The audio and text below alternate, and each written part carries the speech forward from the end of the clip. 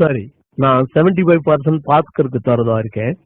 அது போக 25% நாம 5 பேரும், அதாவது ஸ்ரீதர், கோபால், நான், தாமு பேபி பிரிச்சுக்க போறோம். ஆளுக்கு 5% கிடைக்கும்.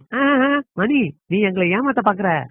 25% 5ஆ பறிச்சா ஒவ்வொருத்தருக்கும் 5% இல்ல 14% கிடைக்கும் இல்லையா? அதானே வரும். இல்ல இல்ல, கேளுப்பா, நான் உங்களை ஏமாத்த மாட்டேன், எப்பவுமே ஏமாத்த மாட்டேன். இரு நான் போட்டு காட்டுறேன். இந்த பாத்தீங்களா, 25 5ஆல வகுத்தா 5 வரும். 5 2ல போகாது. 5 25ல 5 தடவை வரும். புரிஞ்சுதா? தப்பு மணி, நான் கணக்கிட புடி, எங்கிட்டே வா, நான் போட்டு காட்டுறேன் பாரு. 5 25 5 2ல போகுமா? போகாது. 5 5ல ஒரு தடவை போகும். இப்ப 2 சும்மா இருக்கு, அத கீழே கொண்டு வந்துருவோம். 5ஆல 20 வகுத்தா 4.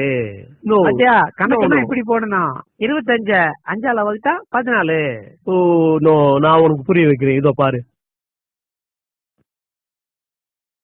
5 5 தரம் 5 5 5 25. பாரு, நல்லா போட்டாரு கணக்கு.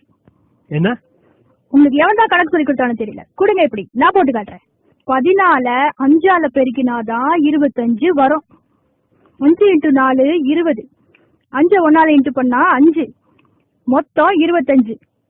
அவ்வளவுதான். இல்ல இல்ல, இங்க பாருமா, 5 14 நான் கூட்டி காட்டுறேன் பாரு, அப்ப புரியும் உனக்கு. 14 14 14 14 14. இப்ப கூட்டி பாரு, சரியா வரும். நீ சொல்றது தப்பு, நான் சொல்றதுதான் ரைட்டு, நீயே ஒத்துக்கோ பாரு. 4 8 12 16 20 21 22 23 24 25. அது கணக்குல ஏதாவது டவுட்னா என்கிட்ட கேட்டுக்கப்பா. அடச்சா.